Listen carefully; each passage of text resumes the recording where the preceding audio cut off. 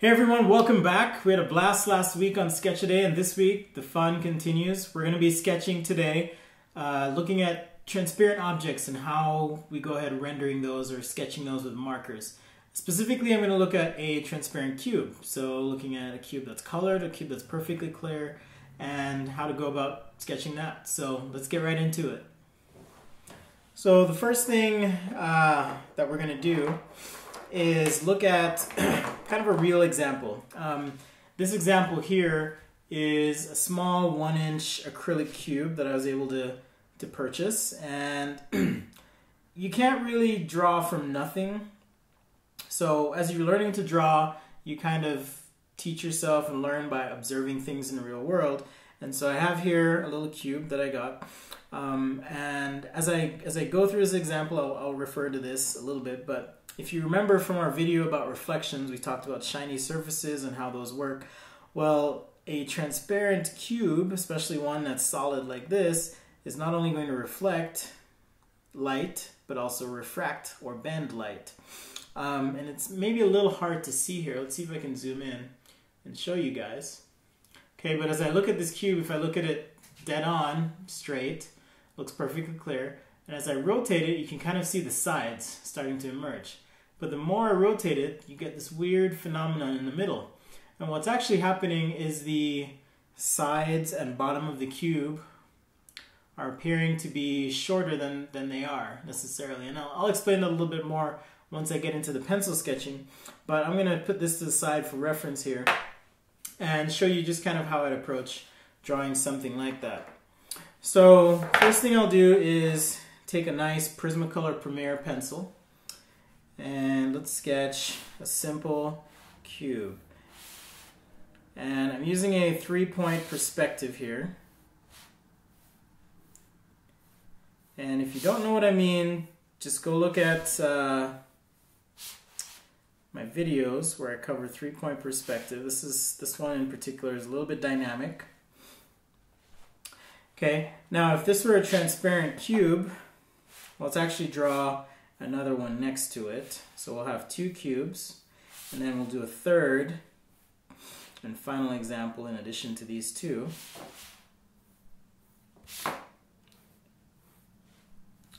And if you're following and paying attention, you'll notice that I rotate my page as I draw, okay?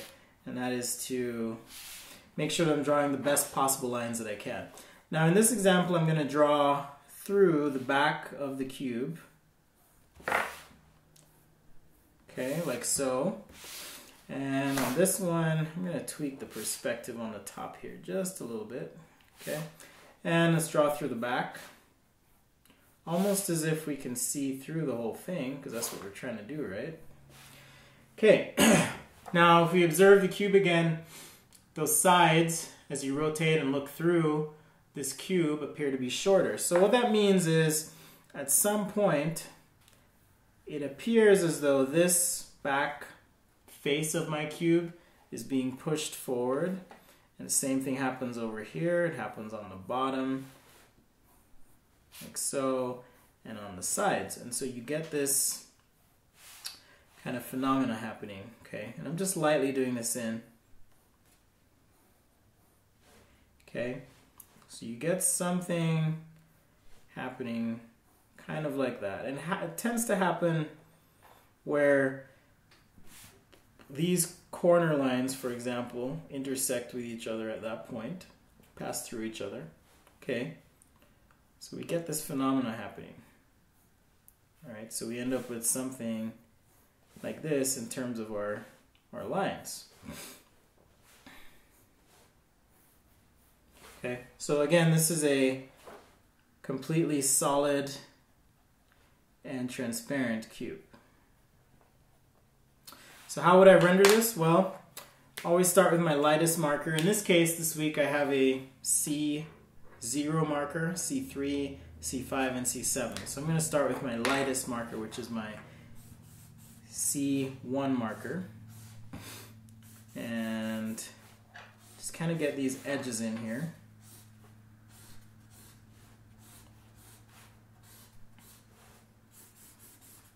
Like so. And now just start to build up value. Okay, now what I'm going to be seeing on these faces that I'm shading in first, it's a little bit weird to think, but I'm actually going to be seeing the reflection of what's happening on the top. So if I were a little person inside of this cube looking straight up this way, I would see the ceiling in my room, which happens to be black here in my studio. All the walls are black or charcoal. So I'm going to be seeing a nice dark color there. If I were to draw a shadow, for example, off to the side here, my light source coming from the right, I'm actually not going to see the shadow through the cube, but rather almost like a little halo effect happening where some light is coming through the cube and the rest of the shadow is dark. Okay, and again, that has to do with the refraction, reflection, and just how light is bending through that cube. On the corners of the cube, I'm going to get some darkening, but I'm also going to get some highlights as well. And then this back corner here, I'm going to get some darkening as well. Okay, so it's a little bit weird, but that is kind of what's happening with this specific cube. So let's switch values and start to push some of these details a bit more. So again, on my edges, I'm going to darken that up. On the inside here, where I'm seeing the ceiling again, just building this value up with my gray marker. And with the gray marker, I'm going to do a double line on these corners. And that's because I'm getting what looks to be, if I look at my reference cube here, I'm getting some highlights and details in those spots as well. So just to kind of capture and represent that quickly, I'm using just a double line technique with the marker. Okay, so now with my 50%, I can darken up a little bit more. Again, this doesn't look like your normal cube that you might be drawing or practicing, and mostly because of the reflection and refraction that's happening inside. So here you'll notice on the front corner, as I've darkened this up, I've not put the gray marker all the way to the corner, but rather left a little bit of a space there. Okay, and that's going to create a variation in the value. Okay, and contrast as I'm rendering this cube. So here's some of that occlusion that's happening in those spots, and even in the edges, I'm going to get some of that occlusion. Okay.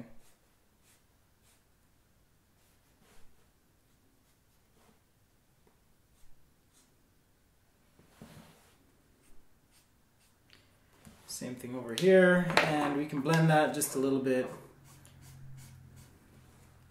with a 30 or 50% gray marker. Alright, and we had our shadow. Okay, just a little bit of shadowing happening on the top as well. And again, I can use the same technique here where I just back off the edges just a little bit and add that darkening factor.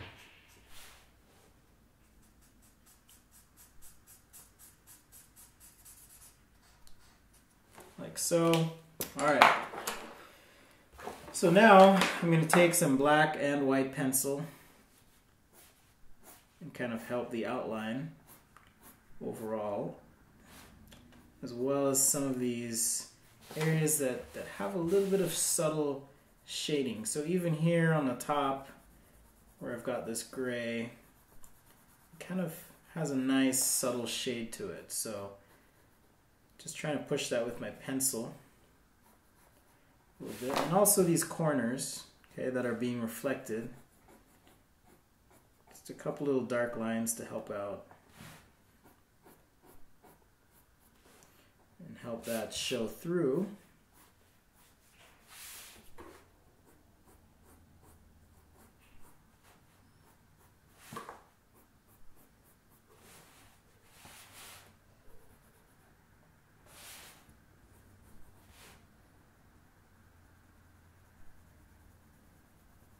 Just by shading with my pencil here in the corner and up. And again, there's that double line trick.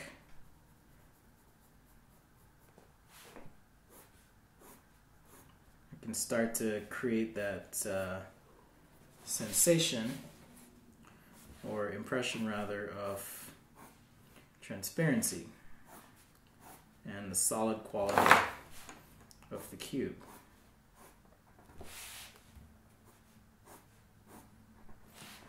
So it is a little tricky because you aren't just applying value, but rather focusing on reflection and lighting and how the refraction happens within almost these quadrants that you get on the cube as well.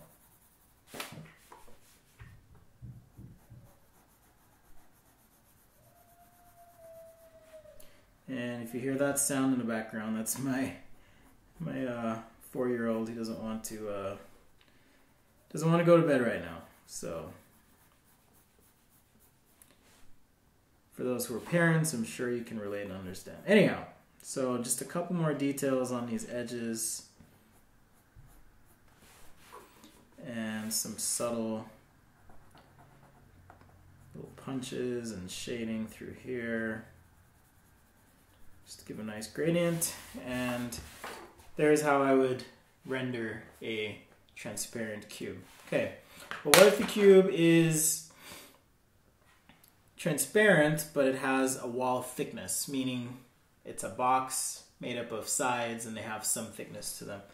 Well, the way I'd do that, and I'll do this in color so you guys can see, is I would actually go ahead and shade each face of the cube as if it were its own value. Okay, I think I picked a crazy marker here, so forgive me. It's a fluorescent yellow Copic marker, but the effect should be similar. Okay, so I'd shade one face like that, and then shade another face like so. Nice and even, and then the top like so. And now I would shade the bottom as if it were its own face. So shade the bottom, and even this back face here. And what's happening is, as I overlap the marker on each of these faces, quite literally, much like a translucent object, you get an overlap of values happening. Okay, and to help that on the corners of this cube, we want to show a little bit of occlusion happening, and I'm going to use this orange marker to show my corners, or occlusion. Occlusion just means the absence of light in that corner.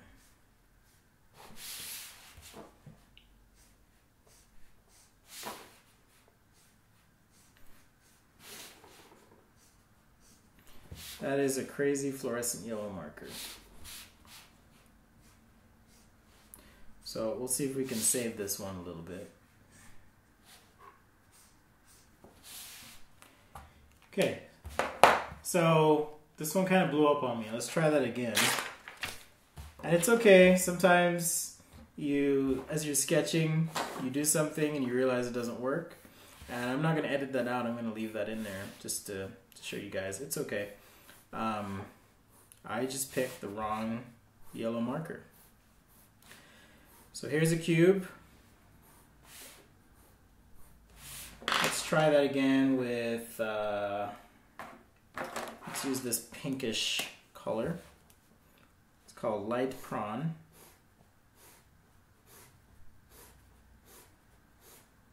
Okay, this isn't fluorescent, so it should look better.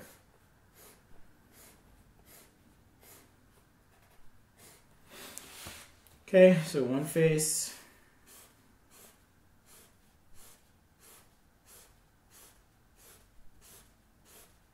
Two.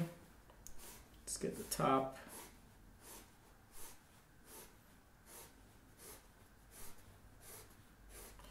Three. And now I can get the bottom. And even start to darken those edges as I described before. So I think this is showing up a little bit better.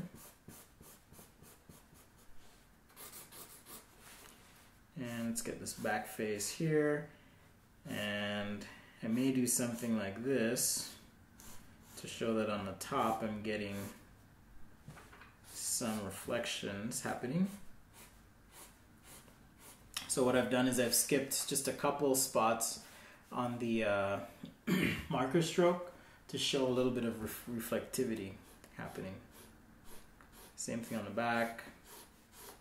And we can come over the bottom again, since that's really going to be the darkest surface. Okay, and now I can take this 24, which is the next in the series of my Copic markers, so I know it'll work, unlike the fluorescent marker there,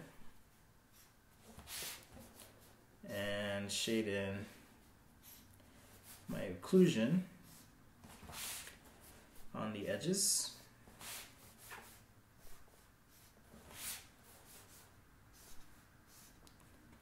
Just like so.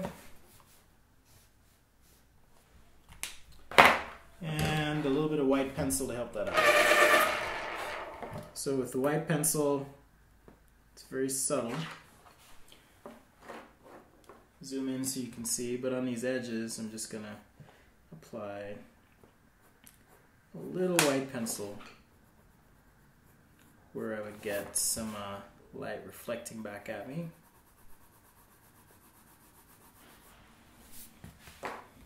Okay, and some black pencil just on the outline here.